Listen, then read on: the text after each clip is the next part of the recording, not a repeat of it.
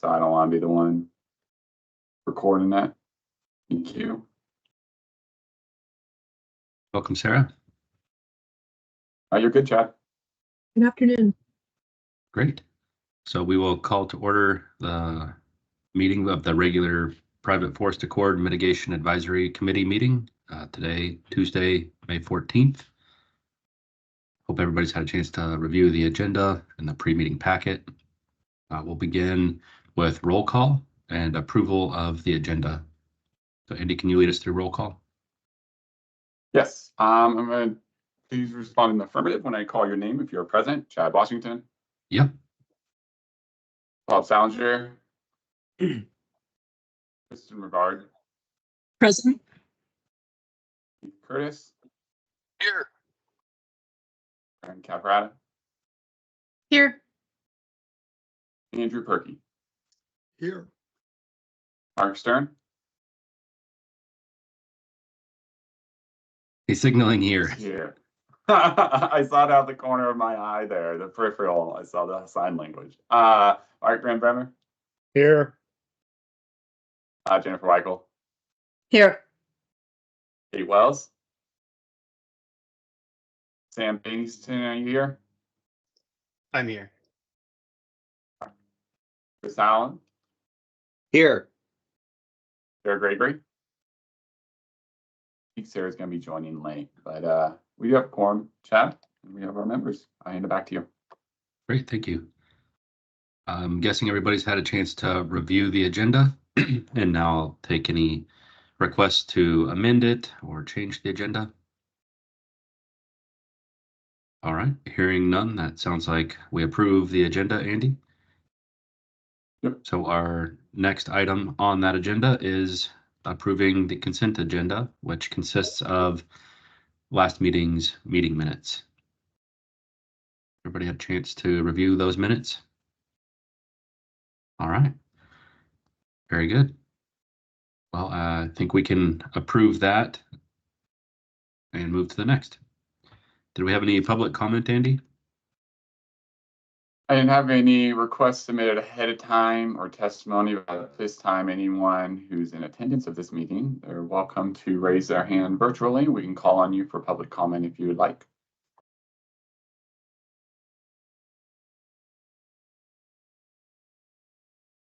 All right, Chad, I don't see any hands being raised, so we do not have any Great. public comment. Thanks, Andy. I'll hand it back to you. Looks like someone else joining the meeting. Let's just make sure they're not joining to provide comment. Of course. Again, for anyone who is in attendance or just attending, this is an opportunity for public comment. If you have any, please raise your hand virtually and we will call on you if you'd like to have some public comment. Looks like no. All right, Andy, I'll hand it back to you for staff report, please. All right, great. Thank you. All right, so I'm going to give a brief update on staff report. Some high-level touch points. I've sent you all a few paragraphs in that. It's, of course, posted online with the rest of our meeting materials. Right off the bat, just want to give a brief update on post-commission approval of our first round of funding for our solicitation in last year. We are on track to execute our agreements, hopefully in the next 12 to 16 weeks here. We've gotten draft agreements in front of all of the grantees at this point and received back comments and edits for almost all of them. So it's going very smoothly. We're excited about that. It's on track. And one note, commission was very happy when we presented to them. Gosh, not too long ago, just last month, they had some really kind words. Some of the commissioners came up after and commemorated all of our work, the teamwork and the effort. It was all smiles as they were going and approving it. So just wanted to pass that along. We really appreciate your guys' time and dedication as we go through this process. But yeah, we are on track for our first round of awards, and hopefully by mid to late summer, everything will be executed. And in the near future, we'll get some nice photos and maybe updates at our meetings and everything. Looking forward to it. The next update, and it actually was not on the staff report, but it will be a budget update for the department. I was going to hand it back to Sarah Reif. Yeah, thanks, Sandy. Hi, everybody. Sarah Reif, Habitat Division Administrator, ODFW, and Andy asked if I would just come in and provide you all with an update on where things stand with our development of our budget for the 2025-2027 biennium. We're in the midst of planning for that right now, as are all of the state agencies. So just a good time to provide you all with an update. And particularly timely because on Thursday of this week, on the 16th at 3 o'clock, ODFW is hosting its second public engagement meeting around our budget. And so I can provide a link with information about that public meeting in the chat when I'm done. If you missed our first public meeting, it was, I believe, April 4th, and there is a recording as well as the slides all available on that web link that I'll provide to you that gave just sort of a general overview of how ODFW approaches its budget. At this meeting on Thursday, we will be going into a little bit more detail about what are some of the strategies and levers that we can pull to sort of get ready for our agency requested budget in terms of reductions, in terms of sustained investments, in terms of requested increases.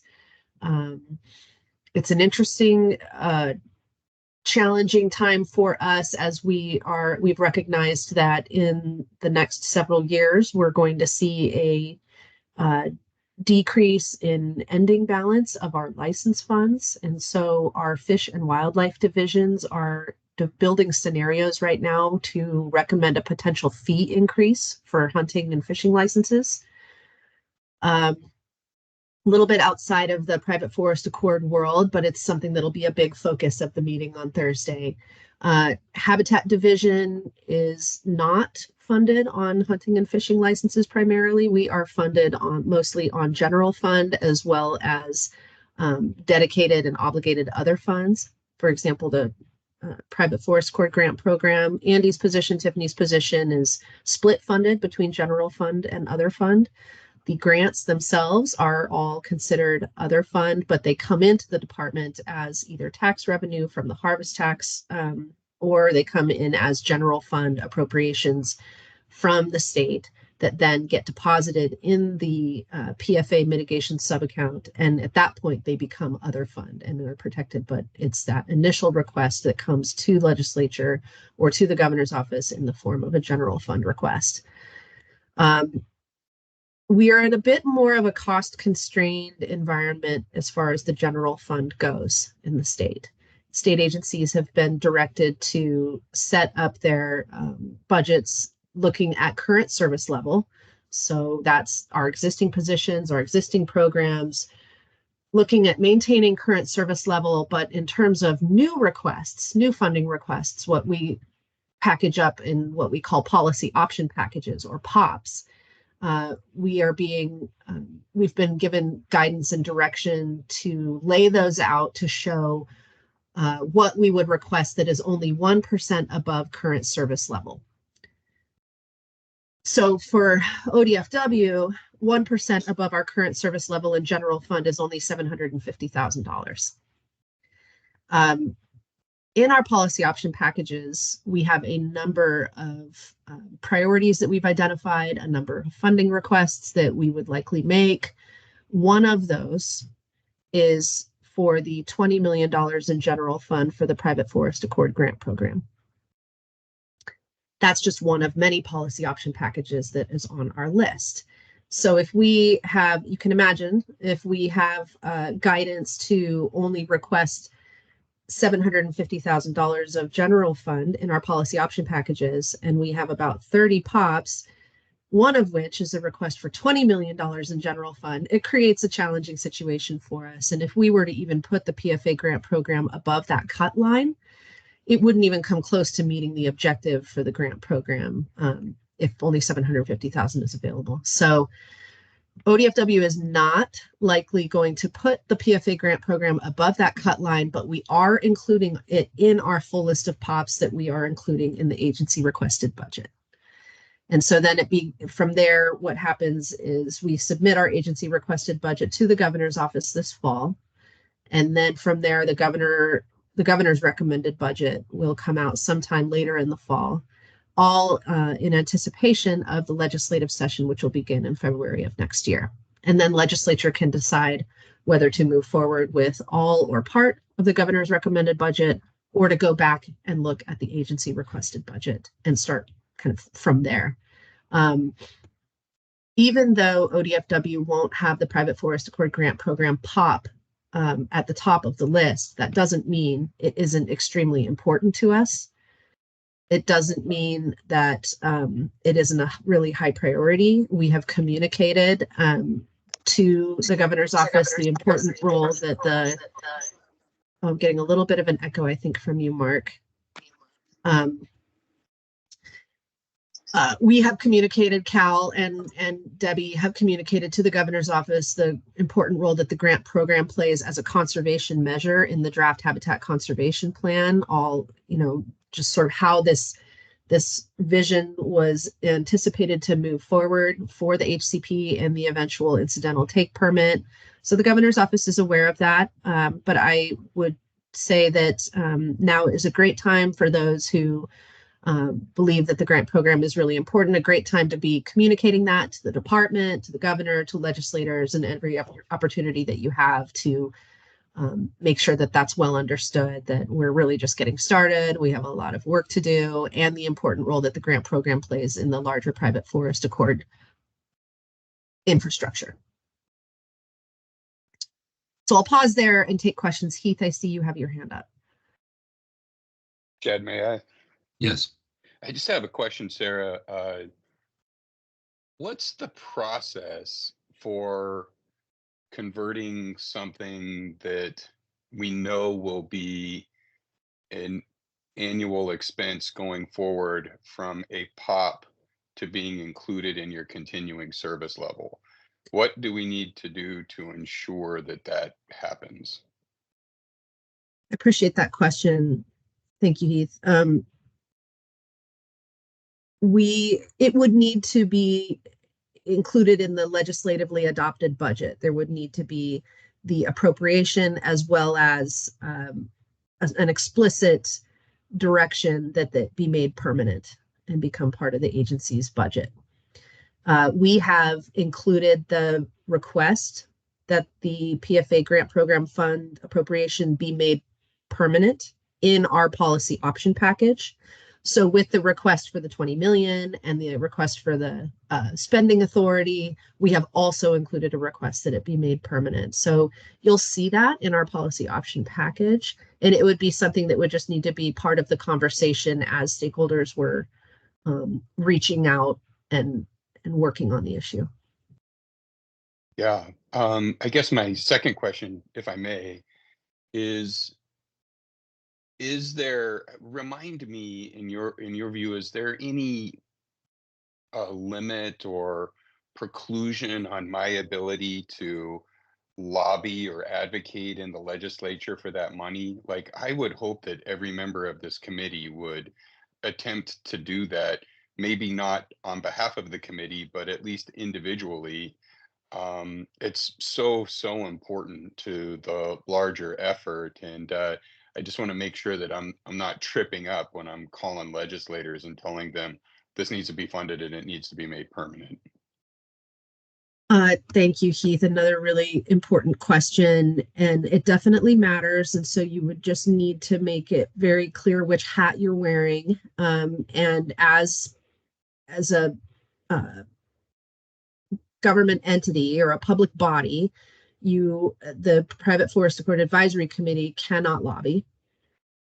So you would go into any conversation saying, I'm representing Heath Curtis, or I'm representing Hampton Lumber. I'm not representing the Private Forest Accord Advisory Committee, and here is my recommendation. So you just need to make it very clear that you're not representing the advisory committee when you're having those conversations.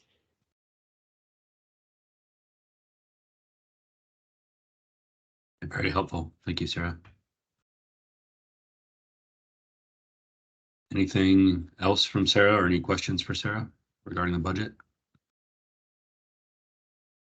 Okay. Andy, do you have Thank you. anything else with the staff report? I do.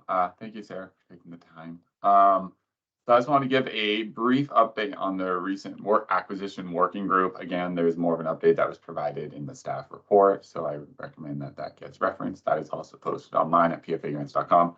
So the acquisition working group met on March 24th in a public meeting. It's been recorded and posted.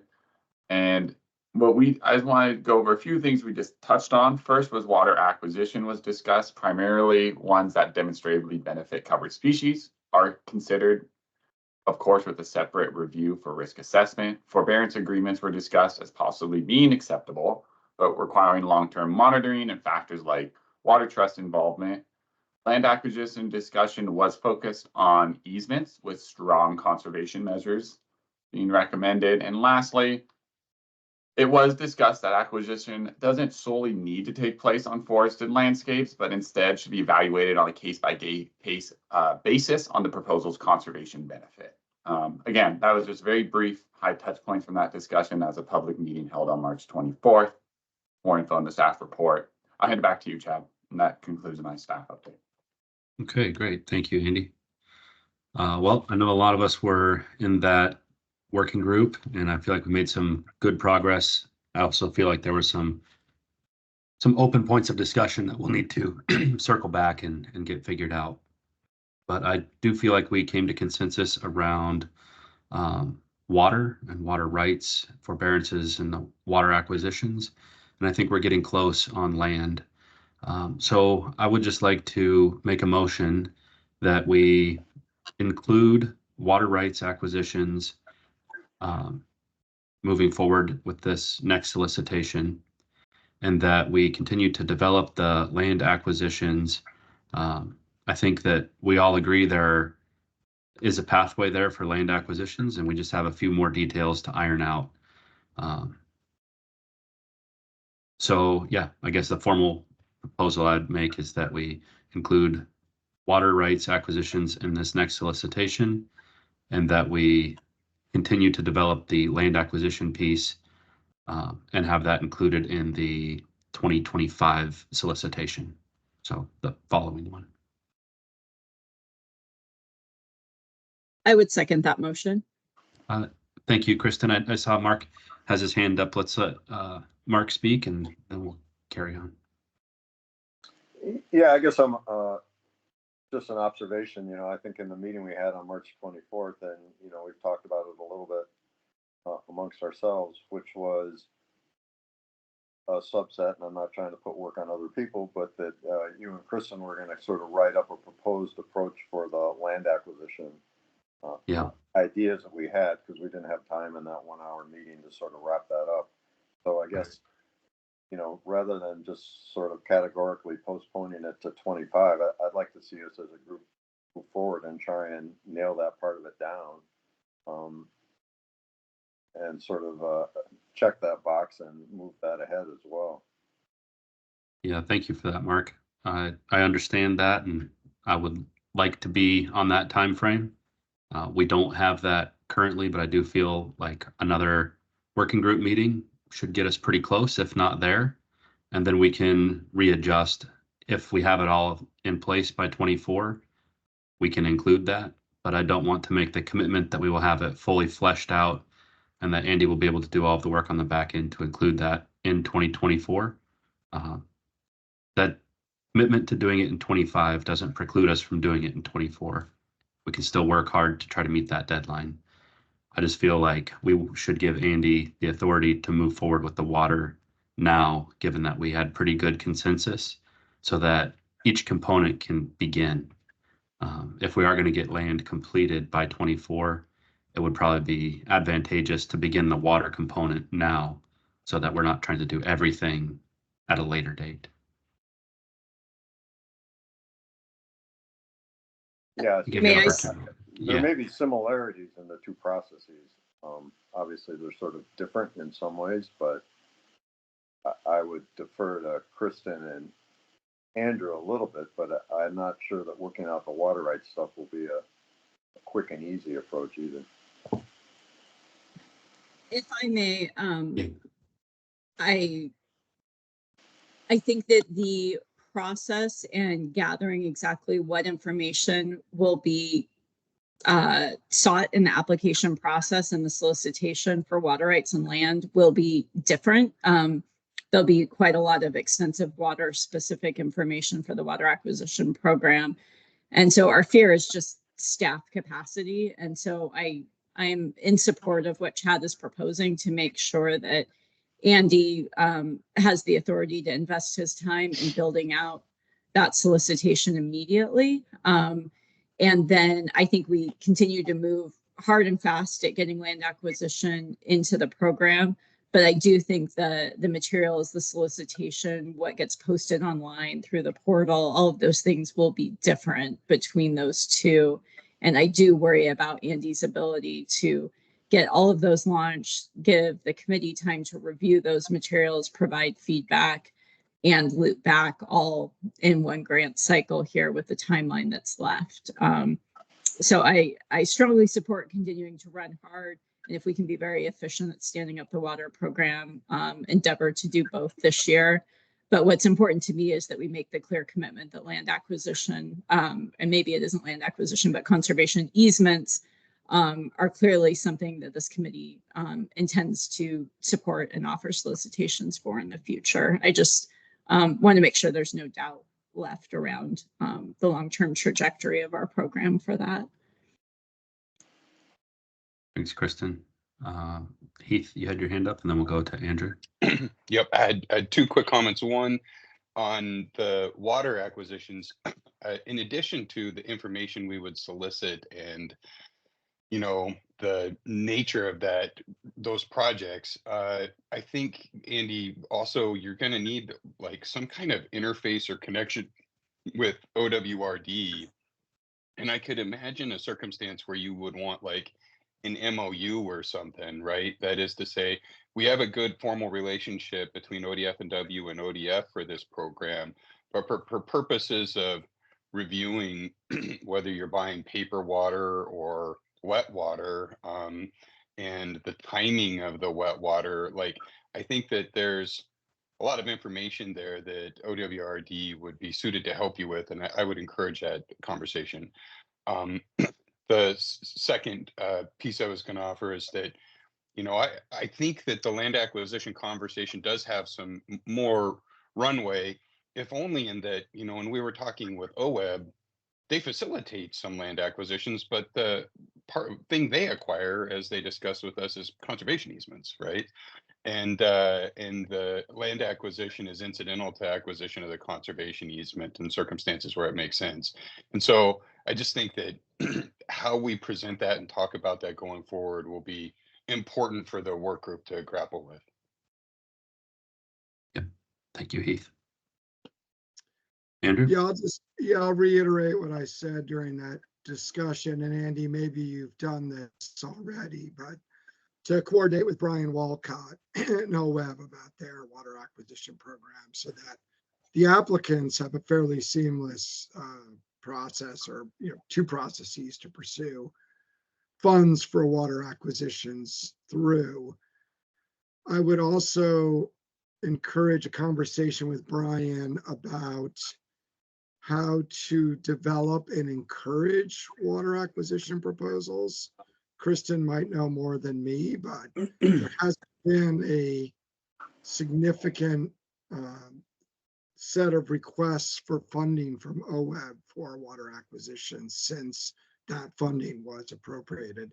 And it's not our job to make those happen, but if it's something we want to see funded, we're going to have to collectively figure out how to encourage awareness and capacity to pursue this funding.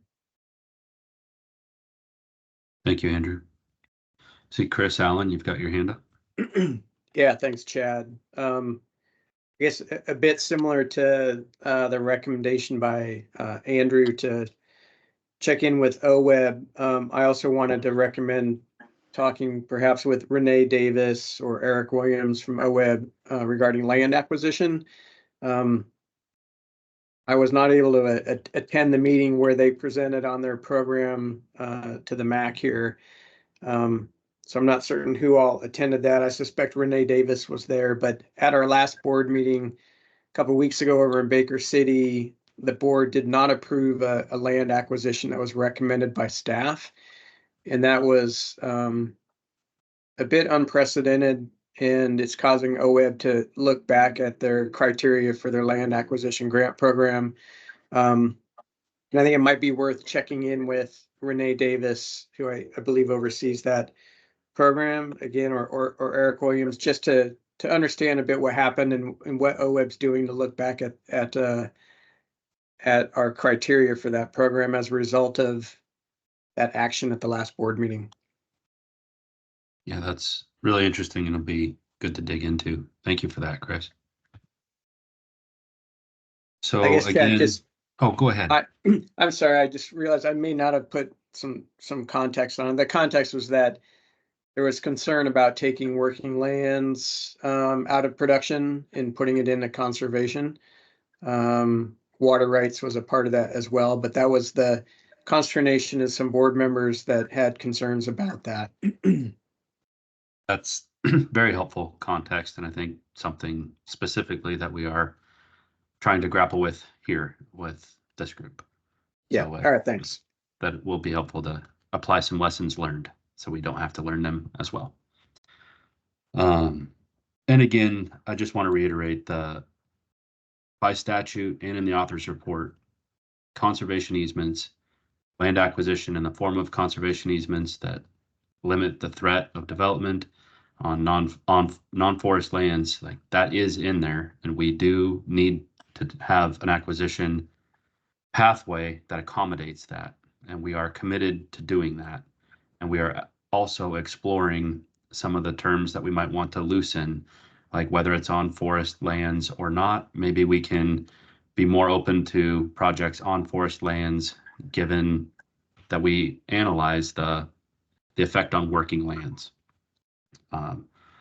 as well as conservation easements. Maybe we don't want to be strictly limited to conservation easements in places where it makes sense that land fee acquisition is a byproduct of the conservation easement you're purchasing.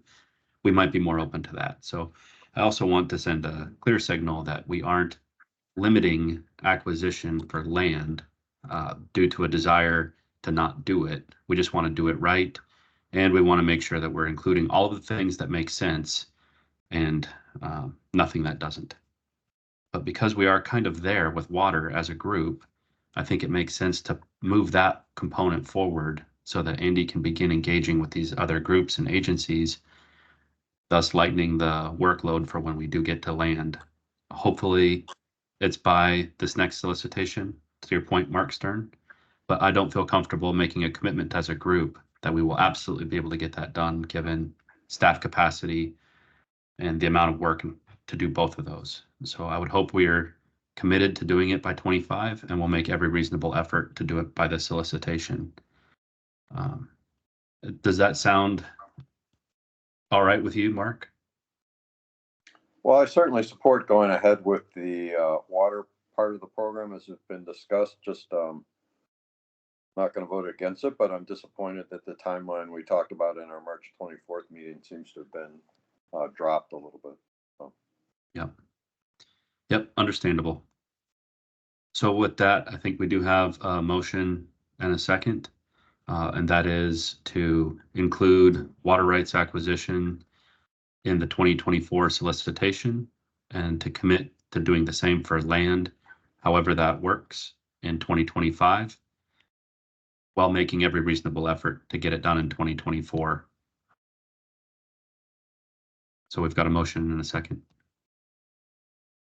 Andy, do you want to call the vote? Yep. Do you want to do a roll call vote? Yeah. Please respond, I guess, yay or nay in support of the motion. Chad Washington. Yay. Kristen Rivard. Yeah. Keith Curtis. Yes. Ren Caprata. Yes. Andrew Perky. Yes. Mark Stern. Well, for the reasons I described, I'm going to vote nay on this just as a point of reference for the timeline on it. Not that I Sure. don't support the water rights stuff. I'm just disappointed that we dropped the other stuff without a lot of warning to it. Understood, Mark. And to clarify, we are still going to try our best to 2024, but we're not making a formal commitment here. All right, hand it back to you, Chad. We do have quorum of yays and the motion does pass. Great. Well, I think we are right on time to begin presentations from the AMPC and IRST. So Andy, if you could introduce speakers. All right. Well, yes, thank you, Chad. So we have an update from the Adaptive Management Program Committee and the Independent Research and Science Team, an update from Terry Frew and Emily Martin with the Oregon Department of Forestry. I think I see them popping up here. They're going to share their screen when they're ready. I will hand it over to you, Terry. Thank you. And Emily is actually going to start, so she can go ahead and share her screen, and then I'll come later. Thanks, Terry. Moment here.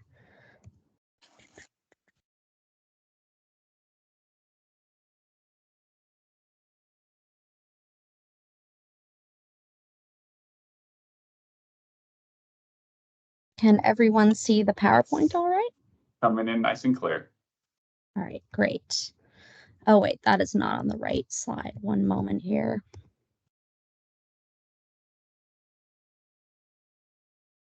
All right, can you guys still see it? Yep, perfect. All right. Thanks. Yeah, hi, everyone. I'm Emily Martin with ODF, and I am going to be the underfill for Terry Free starting on the 22nd for the Adaptive Management Program coordinator position. So today we're going to give you an overview of the program. So first off, the foundation of the Adaptive Management Program is biological goals and objectives set forth in the HCP. The goals describe the desired future state of the HCP, and the objectives fall under the goals to provide measurables for achieving said goals. The policy statement of the Adaptive Management Program is that adaptive management is needed for FPA rules that protect aquatic species. So the Adaptive Management Program monitors for effectiveness with respect to the BGOs and the HCP, and allows for a pathway for modification of rules if necessary to achieve BGOs.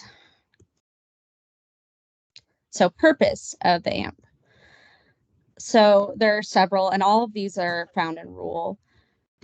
First off, it's to ensure timely and effective change as needed to meet biological goals and objectives.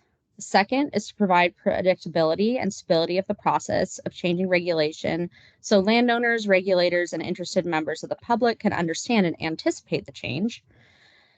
And to apply best available science to decision making. And then finally, to effectively meet BGOs with less operationally expensive prescriptions when feasible. All right, so there's a couple components to the AMP. We have the Adaptive Management Program Committee, the AMPC, which is the policy body of the AMP. And then we have the Independent Research and Science Team, which is the science/research body. The IRST is housed by OSU and their Natural Resources Institute.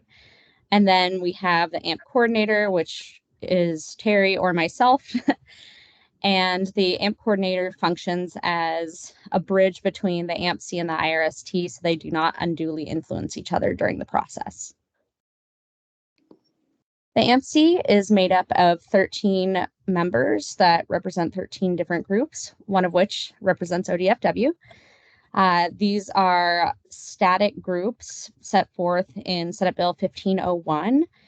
But if for some reason one of these groups no longer exists, the board is tasked with finding a group that represents that group that no longer exists to replace them. So the charge of the AMPC is to guide the adaptive management process, set a research agenda, and recommend the IRST budget, assess IRST findings and report alternatives to the board, submit AMC reports to the board, assist the board to regularly identify and modify resource objectives, review compliance monitoring and enforcement reports, and provide the board with recommendations such as rule adjustment, guidance, or training, or maybe there is no change needed. And then the AMC also strives for full consensus where possible, but a supermajority can make a decision, which is 7 out of 10 voting members. Composition of the IRST is made up of an odd number of members, at least 5, and they're included in the following types of groups: a public institution, timber industry, freshwater aquatic conservation, non-governmental NGOs. And the members of these groups are subject matter experts that have a relevant advanced degree in natural resources.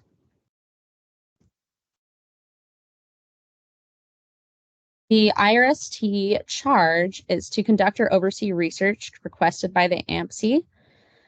They report to the board and AMC on research findings, and these research findings are communicated in layman's terms for increased understanding. They report on effectiveness. So in studies that examine alternative prescriptions, they report the likely effectiveness of each prescription. They look at causal links, so how results of relevant new research findings developed by the IRST or elsewhere support causal links between forest practices and aquatic resources, and then implications regarding how well forest practice rules or rule sets are likely to address said linkages. They also look at an assessment of the magnitude of impact on covered species or BGOs on a sliding scale, provide a timeline of effects observed and the immediacy of likely changes in the environment, provide a scope of inference, and report on scientific uncertainty versus and confidence of the results. All right, so the last thing I'm going to be showing you guys before I call on Terry is we're going to talk through the adaptive management program steps. This also shows the roles, the various groups in the AMP, how they work. So this is a long-term process, but it is important to note that the rules specify a ramp-up period for AMC to develop an initial list of research topics, and the IRST to develop their standards for determining what is considered best available science, and both groups to develop their respective team charters. So in the first step of the process, the AMC identifies an initial research question, which includes key contextual information, such as objectives of the research, and the board may also direct the AMC to develop a particular research question or questions. In the second step, the IRST refines the research question and confirms with the AMC that the intent is maintained, and then they shall develop a proposal for doing the research that includes a literature review and a project scope of work with deliverables, timeline, and estimated budget. In step 3, the AMC prioritizes the IRST proposals into a research agenda and forwards the associated budget to the board for their vote. In the next step, the IRST develops an annual work plan to implement the board-approved research agenda. They will contract this work via competitive requests for proposals. Once the research is done, the IRST reports results to AMC and summaries of these reports in lay terms to the board and AMC for their respective considerations. Finally, in step 6, the AMC assesses the reports from the IRST and sends a report of their own to the board for consideration. The AMC may recommend no change, rule change, additional scientific inquiry, or other policy actions such as rule guidance or training. If more information is needed, the process can start over again. All right, so with that, I am going to hand it off to Terry to give an update on the adaptive management program status. Thank you, Emily. Go to the next slide. So just to give folks a sense of a broad overview of the work that each of these committees has completed. So the DAP Management Program Committee, they've done their administrative stuff that, in addition to the storming, norming, reforming, they developed a charter, they nominated the IRST members, and the board approved those. And that's a one-time duty of the AMPC. Henceforth, it's the IRST actually nominating new members and board approving them. They've selected their first 3 research topics, which are items related to hydrologic disconnection of roads, lit review on Eastern Oregon steep slopes, and amphibians. They've completed this first set of research questions and the associated contextual information on the hydrologic disconnection with roads. And they also just started an effectiveness monitoring strategy that's meant to be a big picture roadmap of the monitoring that should happen over the term of the HCP. The IRST has also completed their storming, norming, and performing, and their charter and whatnot. They are also working on their first, I call it a scoping proposal that Emily referred to in the previous slide in step 2 of the whole adaptive management process. And those purpose of those scoping proposals is to give the AMPC some information to make educated decisions on what the work could look like if it's included in the research agenda. So if we could go to the next slide. Hey, Terry, what is storming, norming, and performing? I've never heard that before. Oh, that's a thing in the project management world of when you've got a new group of people with a new task, they have to do some storming, norming, and performing. So it's brainstorming, it's talking about tough decisions, it's forming the norms of that group, and then it's actually moving into performing as a group. So you don't just walk in the first day ready to completely do business. It's who are you? How are we doing this? What does that mean? How do we want to function? How do we want to communicate? That kind of thing. So I apologize for the shorthand that I assumed folks just understood. Thank you. That's a helpful question. And a helpful answer. Thank you. So in terms of upcoming work, the AMPC, like I mentioned, is working on developing an effectiveness monitoring strategy, and that is very, very, very, very much the beginning. I mean, they literally at their last meeting decided to make it a priority, and exactly what and how they're going to do that remains to be seen. They need to finalize the remaining science questions on these 2 topics of Eastern Oregon steep slopes and amphibians. And in the previous slide, I mentioned science questions and associated contextual information. And Emily mentioned that as she was going through the process as well. And that it does take some effort to pull together enough of a picture that provides the IRST clarity to the IRST on what is the need for a scoping proposal and what is the objective, how to develop it, and whatnot. And then there's always the potential, as Emily laid out in that slide, for additional direction from the board. The IRST will be finishing scope proposals on the science questions that come from the Adaptive Management Program Committee, and the IRST will provide input on the effectiveness monitoring strategy. So that's it for our presentation. I guess, folks, would you prefer us to keep the slide deck up, or should we close it and allow for conversations? Thank you, Terry. I think it'd be fine to go ahead and close this slide deck at this point and open up for questions. Any questions from the committee? Yeah, Mark, looks like you've got one. Yeah, Emily, Terry, thanks for the presentation. That was really helpful from both of you. Thanks for that. I'm just curious a little bit, several questions, and you can kind of ramble through them, but do you have the funding you need to do this? Is it supported with funding, or are the people all, how are the science projects funded was one thing that came to mind. And then I wondered, are the individuals that are on the Adaptive Management Program Committee and the IRST, is that public information that could be shared at some point?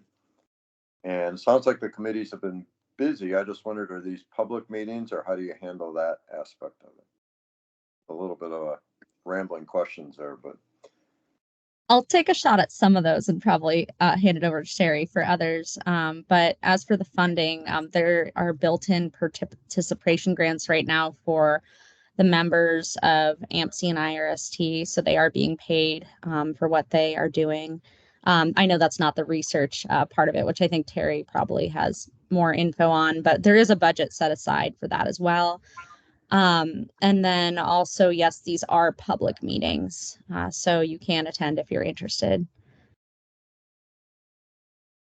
And I'll hand that over to Terry. Sure. And the members are all public information as well. They're on the respective websites, so we can send those links. And in terms of funding, we have a one-time pop for the first for the start of this. So there is money to do research, a decent chunk to get started, and we're in somewhat of a similar situation with ODFW in terms of we have to go back and ask for additional funding. It is, but I suspect that the legislature will continue that, but we'll see. Great questions. Yeah, thank you. Other questions?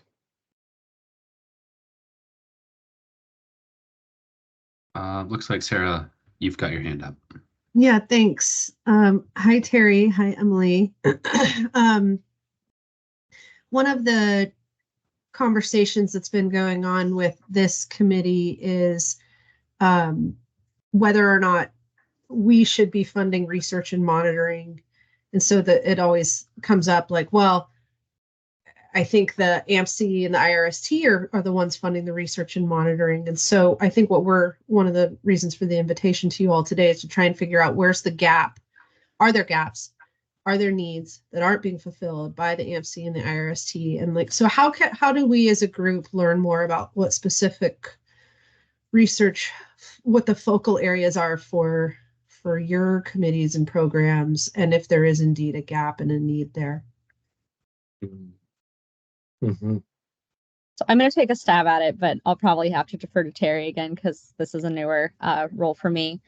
But as far as focus areas go, there are things we have to start with that are in rule, like, focusing on amphibians and steep slopes in Eastern Oregon and hydrologic disconnection on roads. So those are the things that we're starting with.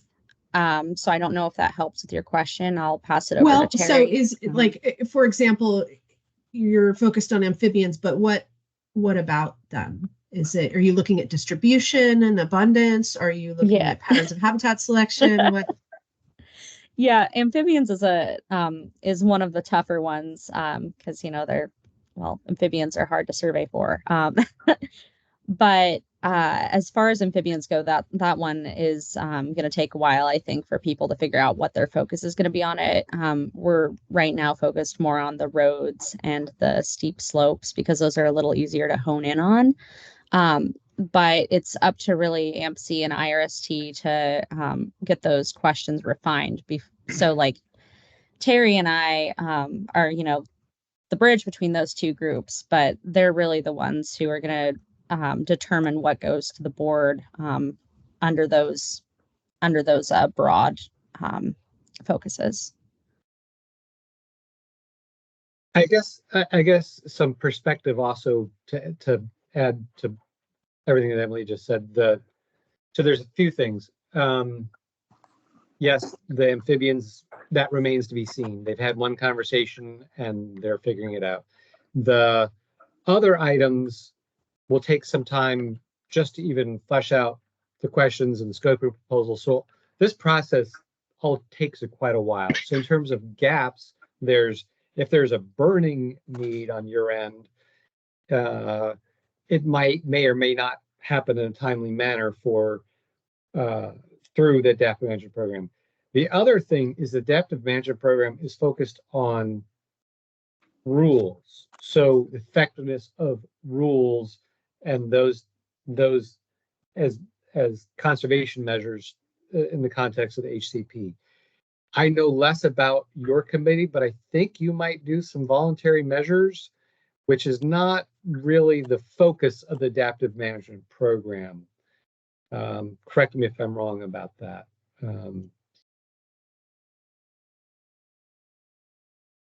Yeah, and then, I think that's accurate, that this is, this grant program funds all sorts of projects that generate a conservation benefit for the PFA covered species. And so there's a wide variety of voluntary conservation work that can be funded by the program. Mhm. But the research needs for either rules or voluntary activities could be similar, right? I mean, They could be similar. Right. It just depends. So yeah, and I'm just trying to, I'm sorry, Terry, for interrupting, but Chad, just going back to our conversation on this, which I forgot the details of it. I know Bob was the primary proponent of this, is what were the details of those proposals? What were they looking at? What were the research questions that they were asking that we said, hey, let's go see what these guys are doing, and can we bring those to the fore with them? Yeah, and you're referring to some specific proposals that, although they were, one of the flags was that the AMPC and IRST was leading this research, there were also questions to the quality of the proposal itself. I think Fran reviewed that one with the amphibians, and what they were trying to analyze was working lands, the effect of working lands on amphibians, but none of the surveys were on working lands. Was that right, Fran? It's been a while, but that we didn't not fund that solely because it was research, but also because it was less competitive. Right. With that, I see Jennifer has her hand up, and then Heath. Yeah, I wanted to maybe try to connect the pieces and give a little bigger picture. So, this committee is supporting Private Forest Accord, HCP, as our AMC and IRST. Those are Board of Forestry committees also supporting Private Forest Accord, HCP. But the direction and the goals are completely different.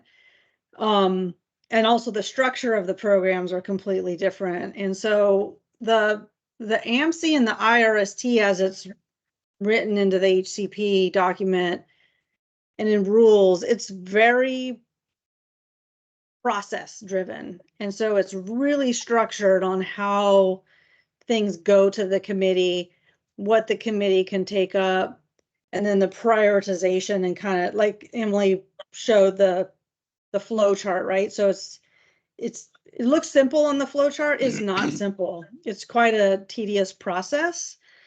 And so anything like the amphibian question, because I had asked Terry after our meeting where we were evaluating the grant projects about that, to see if there was some way to like slip that in. And there's not, because of the structured process for AMC and IRST. It's really deliberate, and it's really deliberate for a reason.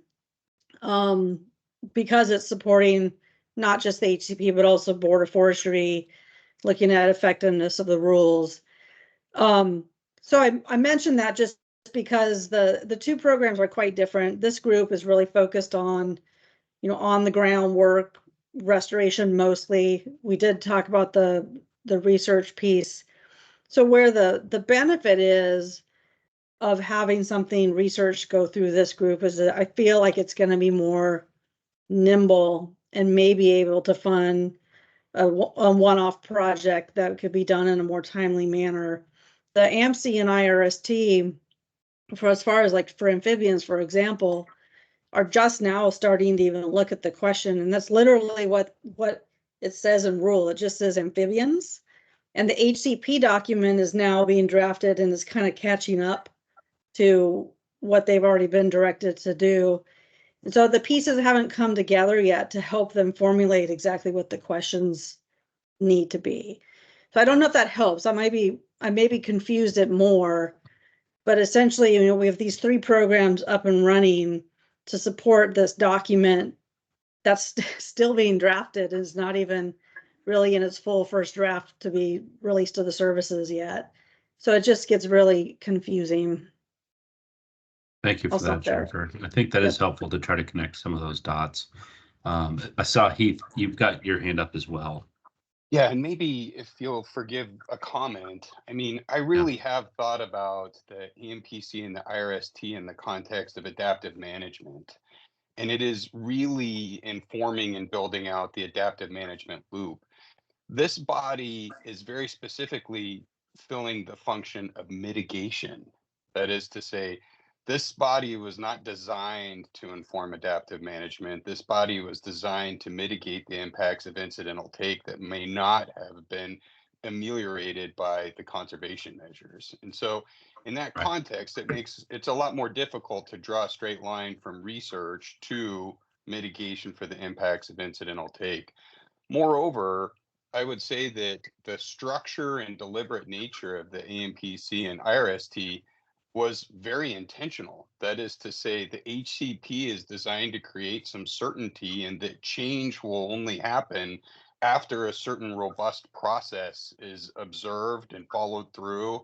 And it would be, in my view, very unfortunate if the mitigation body, that is to say, this grant-making organization, were to be used as a backdoor to try to expedite, you know, change in a way that wasn't crafted through the deliberate process that was negotiated in the AMPC and IRST. Yeah, that's also helpful context, Heath. So thank you for that, Jennifer. Yeah, just one more thing to follow up on what he said, because I think it's important. Again, the HCP is still being drafted, so like nobody's seen it yet. But in the HCP, this group and the Private Forest Accord Grant Program is actually described under the conservation measures. So it's one of the conservation measures of the HCP. And in that context, it does describe restoration. It's really focused on restoration. Not the research piece is not in there because that didn't really come up until, you know, just recently at that meeting. So I just wanted to share that context. That's helpful context, and I think appropriately so, that the focus is restoration. And I think that's kind of been our guiding light through all of this is, you know, what is the benefit to the covered species? You know, what is the clear uplift? I think that's helped us navigate through some of these difficult conversations in the past, and I'm sure more that we have yet to have. Any other comments for this discussion? Well, we have Terry and Emily. Sarah. Just a little reaction to Jennifer and Heath's comments, and really just wanted to amplify what Jennifer said, that I think it's really important that we be very careful in how we describe our role and function as a grant program, that we are a conservation measure. I think it makes the federal agencies somewhat nervous when we describe our function as mitigation. So just want to kind of shift the way in which we talk about ourselves to avoid that promise of us being actual mitigation in the classic definition of mitigation. But also just a question, I guess, for the committee is that makes perfect sense what you're saying, Heath, about not wanting this to be a backdoor to answer questions that might inform and change the forest practices rules. But I could see where there, given how little we know about the PFA covered amphibians, where at least some survey and monitoring could inform where restoration could and should go and what restoration is needed. So it's almost like a planning and design phase before you can get to implementation. And so a question for this committee is that an eligible project worthy of funding if, assuming it's designed well and doesn't have some of those other issues with it? Is that on the table for consideration? Well, I see Kristen has her hand up, and it looks like Heath would like to respond as well. So, Kristen, go ahead, please. Yeah, I guess maybe I'm adding to Sarah's question rather than necessarily answering it, because I think that's something that probably warrants an agenda item and a more robust conversation. But also, how do we consider monitoring as projects are implemented? So a hypothetical project that included 3 restoration actions to support covered amphibians with a monitoring component to see how effective those actions are and what the density or use of the newly created habitat was, or something to that effect. That would be a research and monitoring activity that in my mind is very much linked to restoration as opposed to modifications to, the forest practices rules. So I think more conversation is warranted about the scope and types of projects. And then very importantly, as we have that, making sure our solicitation materials reflect that so that applicants are clear what is eligible and what is not, and so that we're soliciting and asking applicants to invest time in the most effective way possible. I think that's a great point, Kristen, and it should also help cut down on some of the just adding amphibians as kind of a cherry on top of all the other project types. And oh, by the way, it'll also help amphibians. But what you're describing would be more clearly outlined. We're going to monitor for the effectiveness of this conservation action and what was the response by amphibians and increased densities or whatever kind of specific clear metrics, instead of just saying it's going to benefit all these species, and amphibians. So I think that would help with that. Heath, you wanted to make a comment? Yeah, that may make some sense, and I like that approach, Kristen. I would say, though, that, again, amphibians is a topic that was very contentious in the context of the private forest accord negotiations, and it was very deliberately placed for consideration before the AMPC and IRST called out specifically as a topic that they were to address at the outset. And so the idea that this body would jump into that conversation, to me, is well, as Kristen says, merits more conversation. I would also say, I bet I get what you're coming from, Jennifer and Sarah, about mitigation versus a conservation measure, and whether or not, whether or not we have fully offset the impacts of incidental take. I suppose in that light, it's unfortunate that the chapter for this committee in the private forest accord report is entitled mitigation.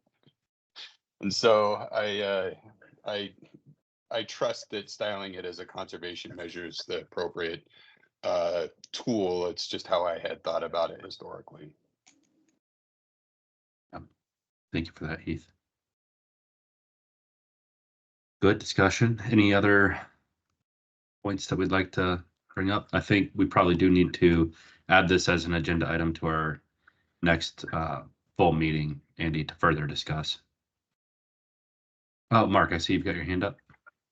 Yeah, I think it's a good conversation and warrants more discussion. I would just share or remind us all that I think in the last round, the ODF and W staff ranked the amphibian project as one of their highest projects, which I think was just evidence of sort of the information gap that exists in that world, and why it went to the top, I think is to that need that's been identified there. Excellent point, Mark. And I think everybody would agree on that. It's just whether or not we agree that this is the body that will fund that work.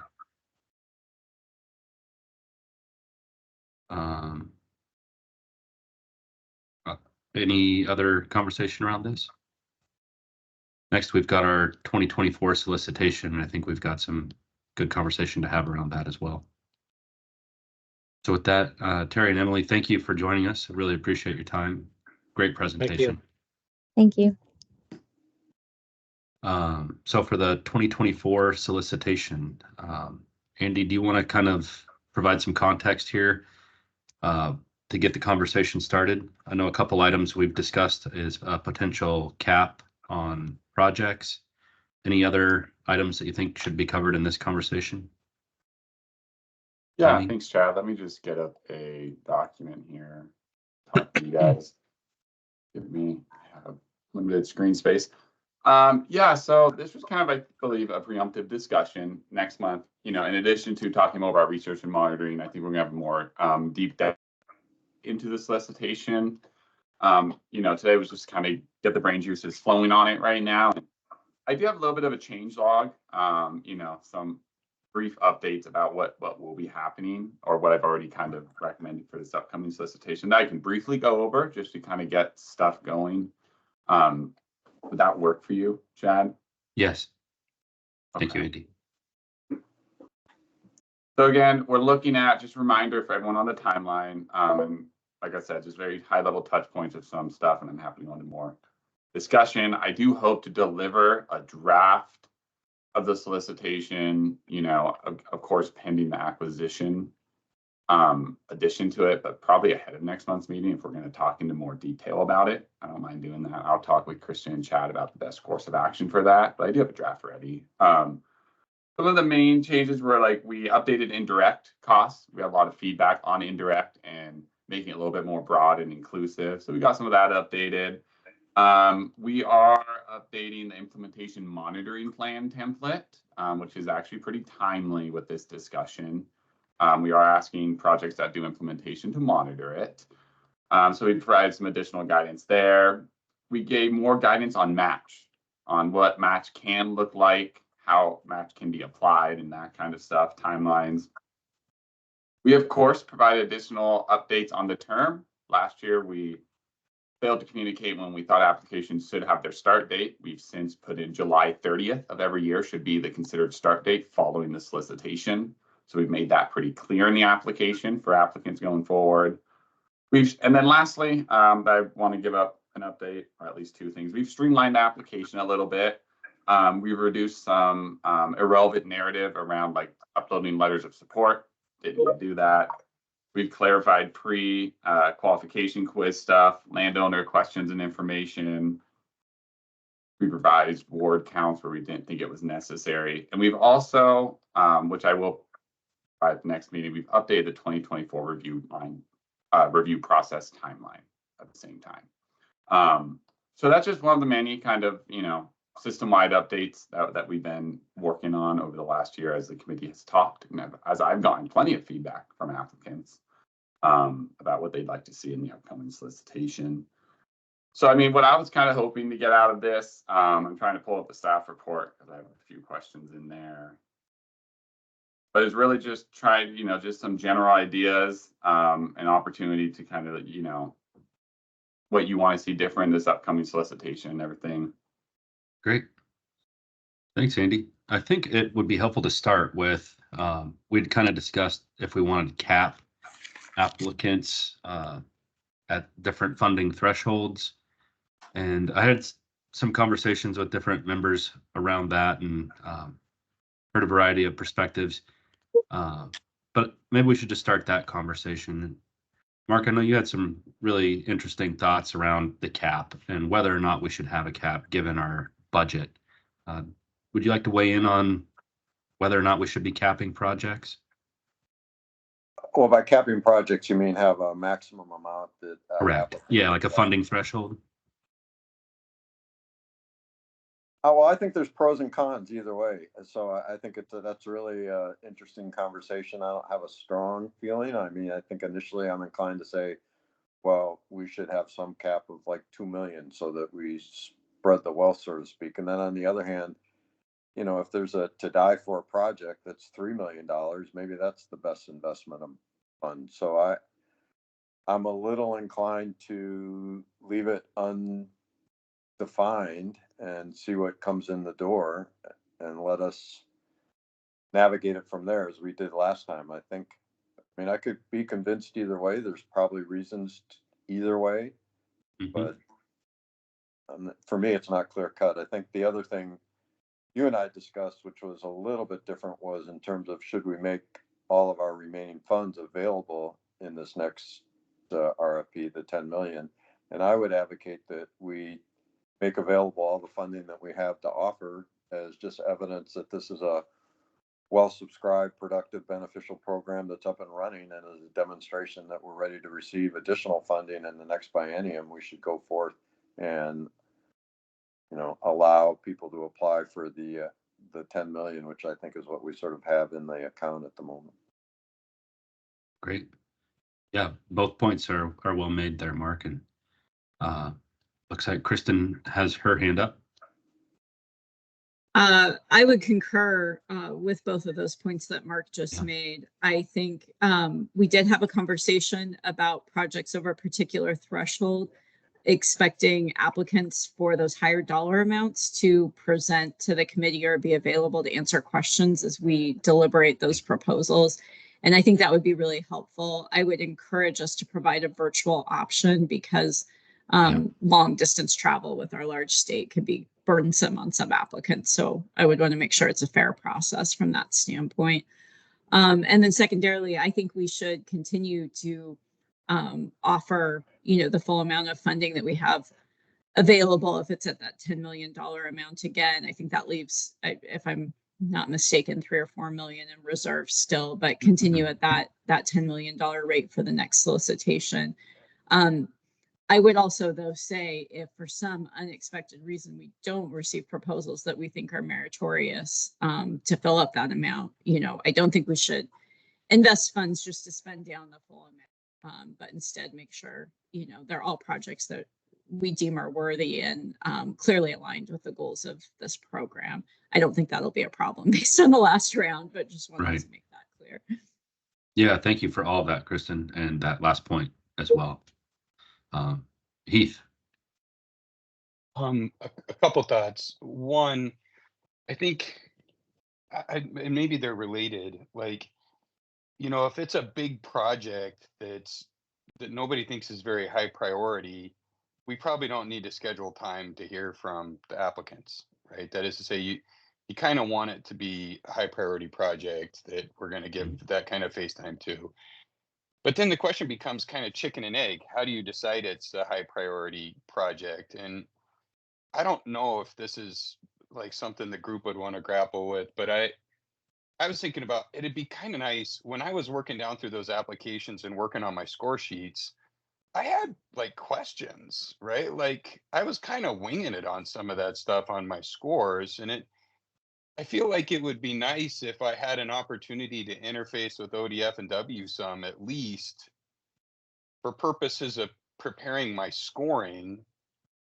And then on the basis of that, maybe use that tool to decide if and whether, you know, when we're going to call in a big project applicant with a lot of dollars. So I wondered if there might be room in the next go round for maybe a couple touch points with the agency, and on the second touch point include the applicants when appropriate. Yeah, so Heath, you're proposing that we have maybe a slightly longer process or the same length of process, but that we have a chance to interface with ODFW staff prior to the completion of that. Of the scoring sheets, of our scoring sheets. Right. Yeah. Does that sound doable, Andy? I mean, I think that yeah, that's what I was going to I was going to respond to that. So I appreciate that. And that's definitely doable. So, you know, the timeline, we do actually have a little bit more buffer in this timeline since we're looking at a September, October launch. We're looking at, you know, November, December, January review period and a spring commission approval again. So long story short, or long-winded, but yeah, we do have some buffer, and I'm adding that into my notes now. We're also we're going to try to get the presentations to you guys a little sooner also from the regions, so you can have time to look at those presentations and engage with the stream bios. So I'm happy to hear that. Happy to include it. Great. I'm going to raise my hand now and then go to Fran, and then I've got a comment after Fran. Fran, please go ahead. Thanks. I wasn't sure if it was you and then me, but anyway, so thanks for the chance. I agree that I would like a little more interaction with ODF and W, so I'm glad to see that's going to happen. I also would just like to, I don't want to rely on, like, just because it's ODF and W's priority, with all respect, it may not be the priority of this committee. So being able to make our own decisions about what we think is a priority, I think is important, and being able to, it did make me uncomfortable in the last go around that we didn't hear from more applicants, that we just heard from ones that somebody else decided we should hear from. And so I would like more say in who we call in to talk to us about their projects. Yeah, point well made, Fran. Thank you. Yeah, I just wanted to also add, Andy, bringing in people to present to the committee for projects over a certain threshold, say $1 million or 2 million, whatever we decide. Maybe we can narrow that down after that touch point, kind of pre-scoring, or when we're scoring them, we have our scores and we have kind of our rankings. Then we take the top of those ranked projects, and any that are over a threshold, those would be the set that we invite in. Andy, you've got your hand up. Yeah, I'm just trying to purposely take some notes here as you guys talk. I really do appreciate it. Yeah, I think that's a great idea. Being able to incorporate them more. You know, we do have actually 2 to 3 regional meetings set up for the next solicitation. And those meetings are with the regional review teams, where they will all meet and discuss. So I'm wondering at like the second or third of those meetings, that's when we could have you actually sit in as a committee member and engage with the entire team, because that's made up of local, state, and federal reviewers on those teams. So that might be a really good opportunity to get diverse insight on all the proposals. You can sit in on the discussions. Like I said, it will be like the second or third meeting with the team, so they should be pretty well versed in all the applications. I would, advise that if we're going to invite applicants, that again, we do a threshold, because then, we want to make sure it's fair that every applicant can also have an opportunity to speak. So I think, something over like 500,000 or $1 million would warrant that, where, hey, you might be selected to come and speak to it. But that would be my recommendation, is get you guys involved on the regional meetings, learn that more diverse perspective. Yeah, that sounds good, Andy. I mean, go ahead, Heath. But that's hard, right? Like there's a lot of those meetings, and and there's a lot of regions, and I'm just one person. Like, it does seem like, again, just like looking at workload, last time was hard enough to actually read all those. Like, I do think that it would be prudent to have us review the applications, and then have an opportunity to ask ODF and W kind of questions about how they came to their conclusions on scoring and how they understood the project. What specifically is it accomplishing in their view? What's there. I don't foresee a universe though where I sit in on 4 different regional committees, or how many regional committees there are meetings on these projects. That's just not going to happen. Yeah. Right. Oh, Mark, go ahead. Yeah, just to chime in, at OCRF, I think in a couple of the review processes, we had an opportunity to convey back to the ODF and W staffer which projects we had questions on. And then she convened the ODF and W staff that were relevant to that, or who had reviewed that. So it's a little more focused, and that the onus was really on the advisory committee to say, well, here's some projects that I'd like to hear from ODF and W on. And then that subset of people, interested people and projects, that the staff that knew those projects participated. And that was really valuable, because you sort of got right to the quick of, you had a question about this, and this ODF and W staff person could help fill in the information. So I found that really helpful. And again, even the conversations we had with ODF&W staff during the PFA stuff was really helpful, but sort of agreeing with Heath, it was really hard. That was sort of after we scored it, and then you sort of had to instantaneously incorporate what you heard and see if that changed what you thought. And that was a lot to do on the fly. So I think if there is an opportunity to have a focus meeting with ODF&W staff before we finalize our scores, that would be really helpful.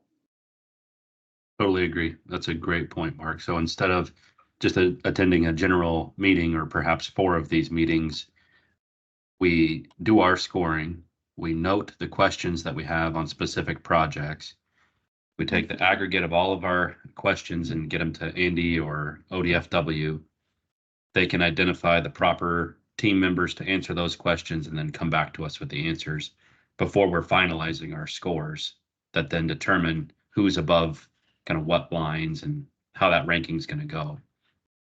Sounds like a great by process. come back to us, it was really helpful to have a live conversation, not just a written response, so we could actually dialogue about it. Yeah. I like that a lot, Mark. Heath? I have a little bit different request if only if we're done with the topic we were just on. I believe so.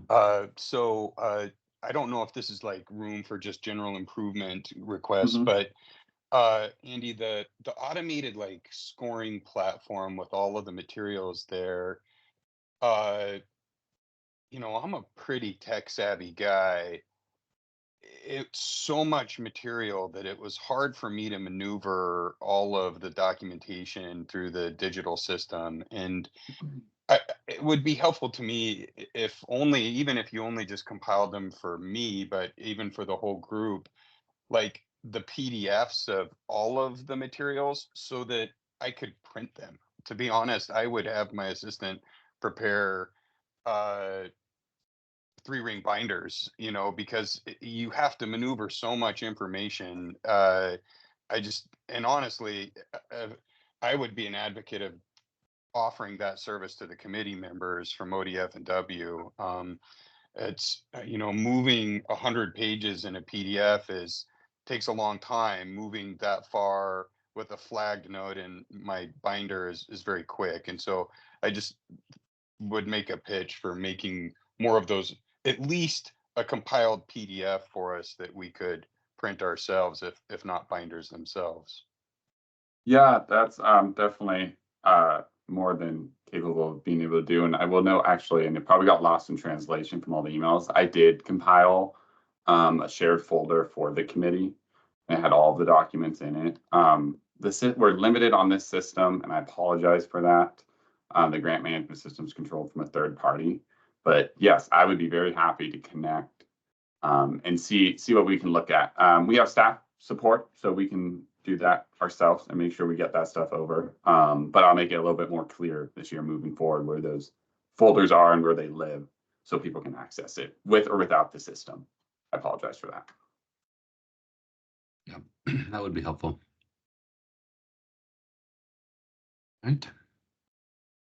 Any other comments for improving the process or anything around the 2024 solicitation?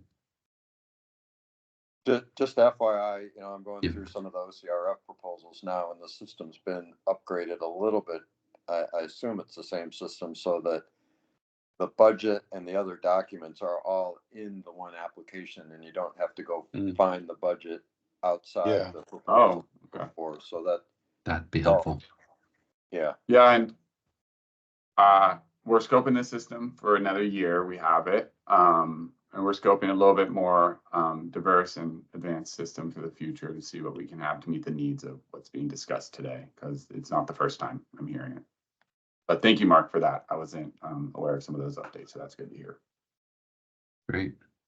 So just to synthesize what we've talked about, not capping individual projects so that if there's a $3 million project and the cap were to be 2, we don't lose that project. So it's no cap on projects themselves.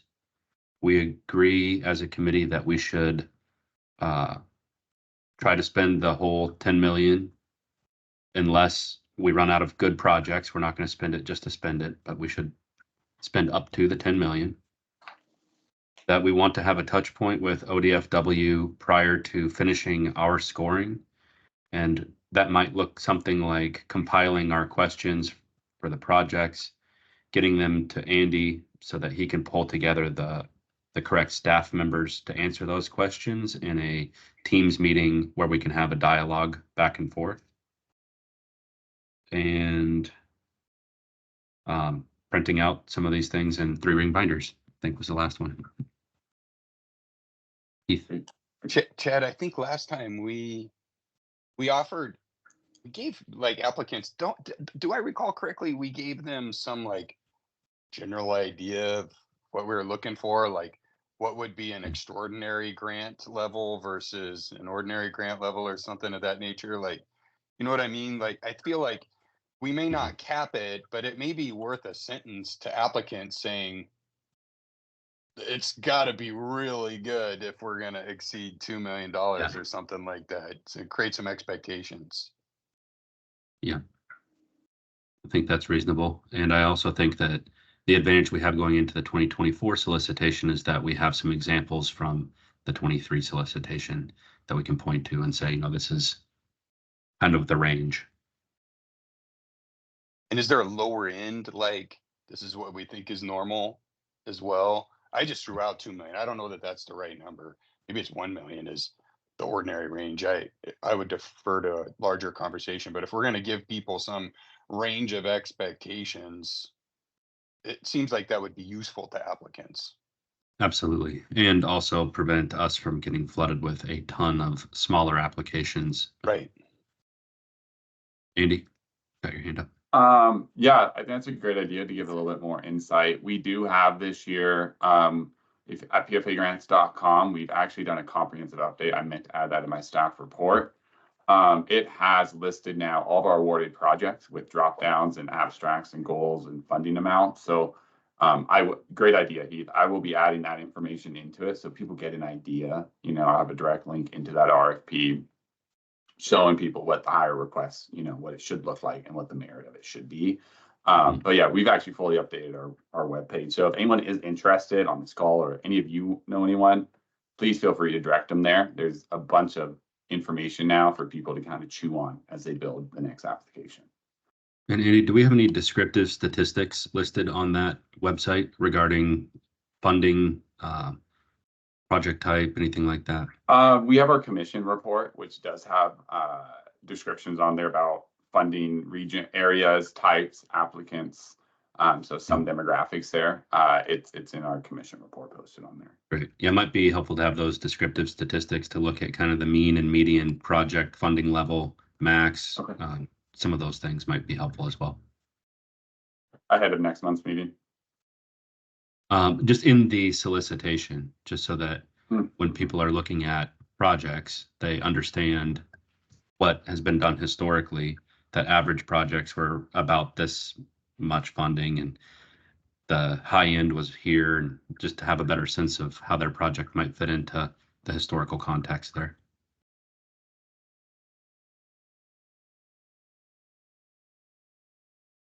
Anything else to leave Andy with on this 2024 solicitation topic? Okay, I think we've covered that well. Next, we've got the committee closing comments and meeting wrap up. So we're a little ahead of time. So we do have some time if someone has something not on the agenda that they really want to get out there. This is the time to do that. I just have a thought, and it doesn't have it's not a specific question. And, you know, Chris Allen, maybe you can help us with this a little bit, but just aware we have the PFA program now, and we're going to get obviously proposals that the same proposal could be submitted to PFA that could be submitted to OWEB. Mm-hmm. And I guess I'm thinking out loud without an answer of, you know, do we want applicants submitting the same projects to both organizations with them hoping, well, if A doesn't fund it, maybe B will, or are we hoping that applicants will try and match PFA money with OWEB money, or I just think we're going to get, and I get Andy, your hands up. I don't know if you're coordinating with OWEB, or do we care? We just let the chips fall where they may, and people can apply however they want. But it just seems like it's sort of a pot of money that the same types of projects are eligible for. And is there a better way to think about it in terms of efficiency or leveraging the outcomes there? Great I was question. gonna into Chris before I answered it, since it was originally directed. Well, I it's a good question, Mark, and I had suggested to OWEB that they have Andy and Sarah come speak to the OWEB board at a board meeting as well as staff in order to inform OWEB more about how our new grant program is operating, but also to look for synergies there. And so Andy and Sarah did come and present. I think it was super helpful for OWEB and for the board. And I think there's been, continual learning for our program from what OWEB does with theirs. So I feel like there's a lot of cross-pollination happening. And yes, a lot of opportunities to point people to PFA if it's not a good fit for OWEB and vice versa. I feel like that's happening, but Mark Grimbemer, you might be able to comment on this, and Andy, you as well. Yeah, and thanks for mentioning that, Chris. I was going to say, yeah, we did go and present at OWEB and went very well. And I think the public and other funding organizations are understanding our priorities better, especially as we fund projects. They're realizing what type of projects are eligible. So the picture's getting painted publicly out there. So I think, people will start recommending that, hey, maybe this is a better fit for this program or that program. And yeah, I will assure you, we are working diligently with not just OWEB, but many other funding agencies in Oregon and actually up north to Washington to learn about their policies and practices and how we can cross-pollinate. I will say, applicants are going to submit a project to another grant agency to get funding, because that's just the name of the game sometimes when it comes to looking for grant funding. But I will say our questions are pretty specific to our goals. So even if it would be pretty hard for them to do a copy and paste, I would imagine, for a lot of our questions from another application. So the project might actually look different if they're trying to copy and paste. That's kind of what I'm getting at, if they're doing something from OWEB to us. That's fair, Andy, although we did see specific examples of copy and paste that weren't even consistent within the application. So hopefully there's less of that in the future. Heath. I think there was a question directed at Mark Grimbemer. Oh, yep. Yeah. The bad news is you'll never get rid of copy and paste errors in applications. That'll always be there, but it does bring a sense of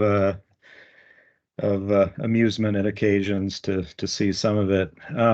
As I mentioned during our meeting when applications were being reviewed and recommended, when applicants approach a budget, it's like a puzzle. They have a lot of different funding sources that are available, and they try to match those to different aspects of the project and put together a puzzle. It's very rare that one funding source is going to be able to meet all the needs, although sometimes that does work out that way.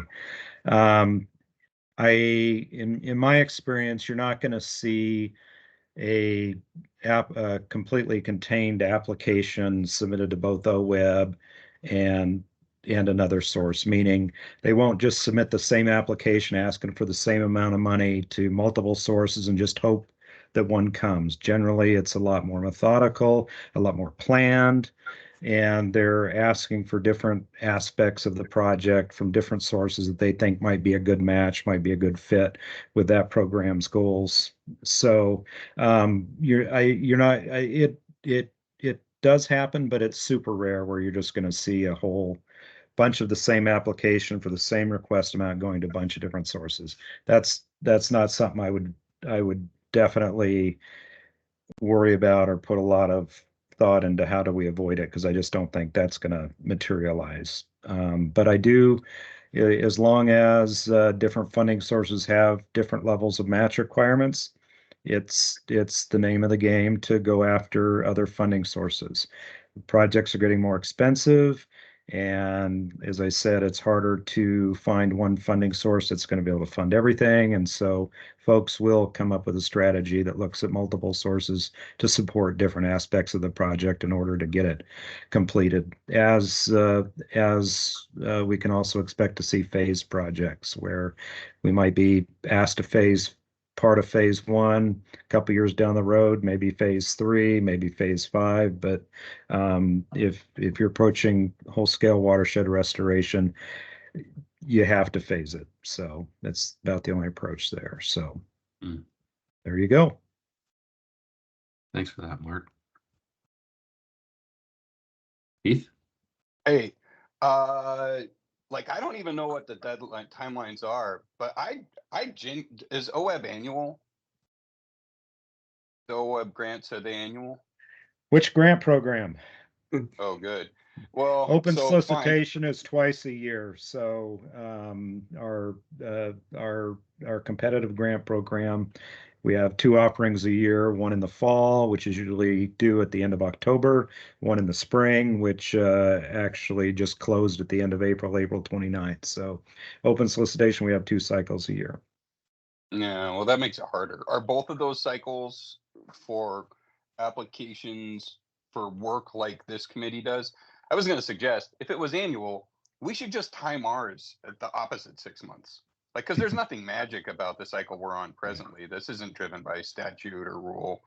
And so you could time it in a manner that would enable applicants to have more visibility on what they're getting out of us, and then, or conversely, what they're getting out of OWEB, and, work the other. But if both of those biannual cycles are for this type of work, that probably gets a little too surgical.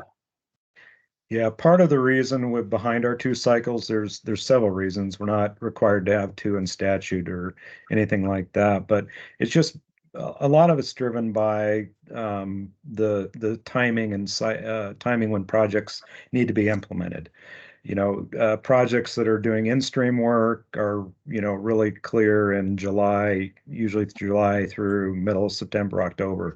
And so if you start thinking about the permitting that needs to happen and all that, sometimes projects need a year, sometimes they need 6 months. But if a cycle's missed, applicants can quickly, reapply for another shot and hopefully not lose too much time. So a lot of it's geared around how the folks that apply to us plan on implementing projects and those timelines and schedules when they can implement those projects. So Great. Yeah, and Heath, if I remember correctly, we did try to account for the OWEB's schedule when we offered the last solicitation to be kind of off cycle, to do the very thing that you're suggesting, because I think that is wise. And that's why we ended up with that kind of December timeline last year, because it was going to be after OWEB's fall solicitation. Is that right, Andy? Do you remember that? Yeah, and I think Mark, both what Chad and Mark just said was what I was going to echo. Is it was timing with OWES, but also with other grant programs and the availability of reviewers. We have a substantial amount of reviewers in our process. It's a substantial program. We need that, but reviewers get tapped on the shoulder all the time across the state for other grant programs. And lastly, it was also timing for applicants to sit down in the office. One great thing about this program is the boots on the ground work that we get to accomplish.